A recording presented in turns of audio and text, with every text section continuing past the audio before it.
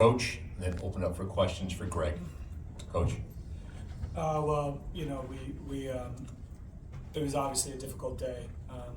We're trying to figure out what happened. It's been happening over the last few weeks. Our shooting's been a little off, and maybe it's harder shots we're taking. I'm not sure. I'm not sure how much there's to look at as the season ends here, but it's been interesting over the last month or two how the percentages have gone down, and we feel like we're getting similar shots. I mean, Yale played great, and they always do, and they're tough as nails, and they probably had a lot to do with it. But sometimes you have to make shots. I thought end of the first half we saw a three go in right before the half, I think, and I was like, oh, this looks familiar. And then as you come out of that halftime, two or three more of the same shots just not going in is something we got to think about as we go forward. Obviously, at the pace we play, you can get embarrassing versus the pace we used to play prior to the pandemic, and so sometimes these margins of losses can sting a little bit more, which they do right now. Let's start with any questions for Greg.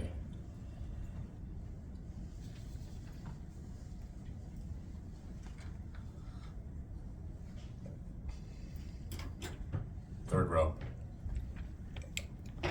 Steve Silverman, Ivy Hoops Online. Greg, if you could just follow up a little bit on what your coach was just talking about, the shooting percentages and the sort of just, the fact that the team hasn't been shooting quite as well in recent weeks as before. What's your take on what might be behind that? Is it maybe it's just some fatigue? It's a long, hard season. Maybe a little bit, but I think we're used to this pace at this point, playing a lot of guys and a lot of guys getting minutes. So, I don't think fatigue plays as much into it. I think it's really just on all of us as a group to, through the highs and lows of a game, to really lock in and get back to what we do normally. And I think we struggle with that today. We struggle with that in other games. And especially when the ball's not falling from three, it's difficult. But like Coach said, we had one at the end of that first half, and obviously the start of the second half, we really got off on the wrong foot. And against a team like Yale, that's very difficult, and they're going to capitalize. So I think for all of us, just really having to figure out how to stay within those games and keep it close. Is there a question in the second row here?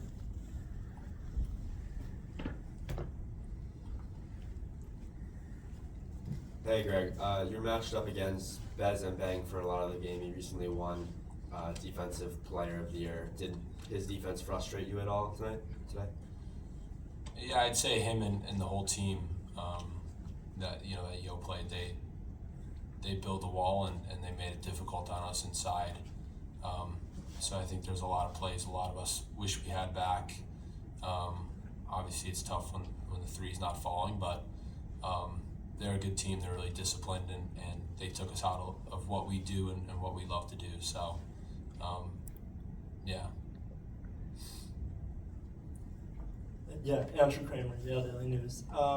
You, especially in the first half, did, as a team, a great job of mucking up the game and sort of forcing steals and getting out into transition. What do you think changed in the second half there? I'd say in the second, obviously, not making shots. And I think we were a little lackadaisical on the defensive end.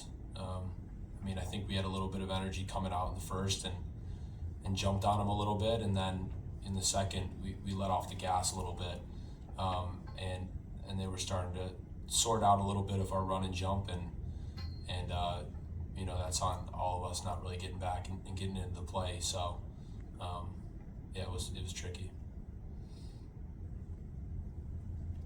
All right, Greg, thank you. Questions for Coach? Well, Coach, I don't know if you can step back and have a little perspective. Season's over now. On the one hand, you could say good season, good last two seasons, made the Ivy League tournament. There were 4 other teams that didn't. And you talked a little bit about that yesterday.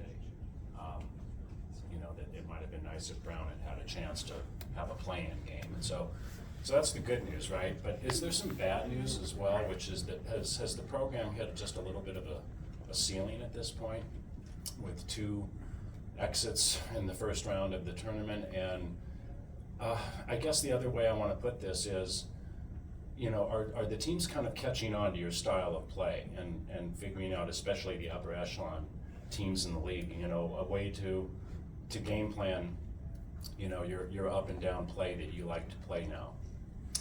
Yeah, I mean, I think every season you take a look at what works and what wasn't. I will say, prior to us playing one of the slowest paces, we were in the same spot, fighting tooth and nail to get a 4th place spot. So, I'm not much of an emotional reaction person, and so I'll step back and look at this. Right now is probably where you'll get me with the shots not going in.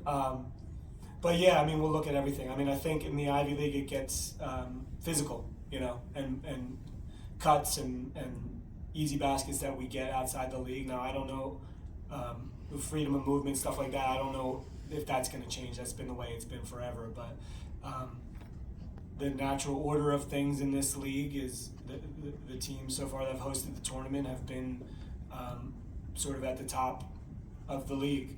And Brown, Mike Martin, has done an awesome job, and he's lost a coin flip twice, I think. Us getting in this year, and then I think Penn was supposed to go, or I forget, but 3 of us tied, and so we're all fighting for the same thing. And so we will evaluate, we'll see what the guys we have, we'll see what works and what doesn't. We'll be very aware that don't get too happy if there's a few wins in the pre-Ivy, because everything changes when you get in here, and it's not from lack of great coaching that they top to bottom. So, but yeah, there's a reevaluation every time, and I think we all do it, and I'm open to people giving me some pointers. Thank you. Question over here. Thank you. Hey, Coach. How do you plan on taking this loss and building upon to maybe a better season next year? Yeah, just more of the same. Obviously defensively, we are giving up a really high percentage of shooting percentage, and trade off to try to and cause turnovers and whatnot, and go fast.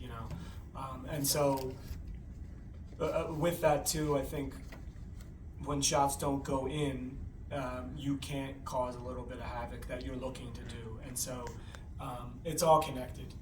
It's players you recruit, it's are they getting in the gym, it's athleticism, it's on down the line. And so we will have to come away from this saying what's going to work next year. I'm not much of an optimist, as people around me know. And so we start with that, like, how do we get better? How do we rein in some of the mistakes? Do we want to change defensively or offensively? And so hopefully I'll take a couple days, but then get the computer out, get back to the guys after that.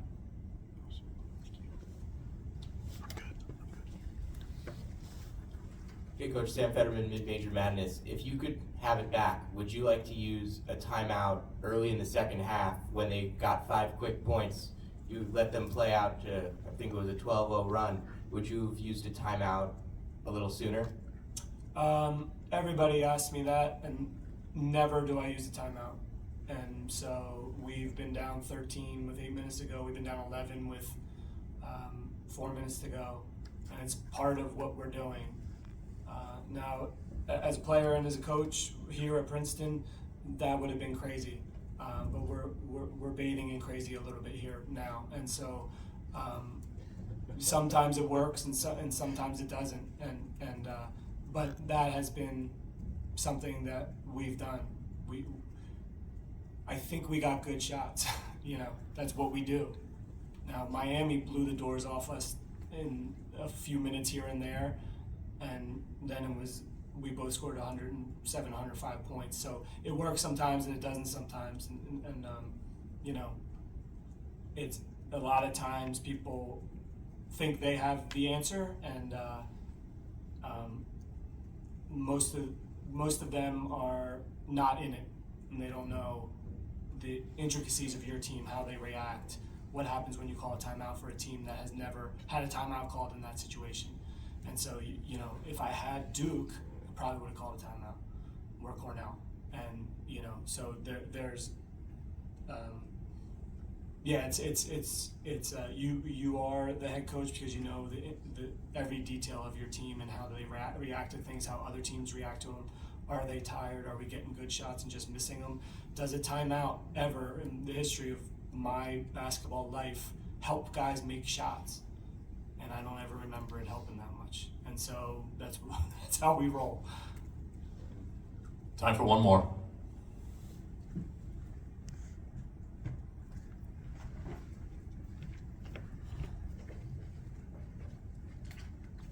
Hey Brian, how good of a sophomore duo are Mbang and Pulakidis?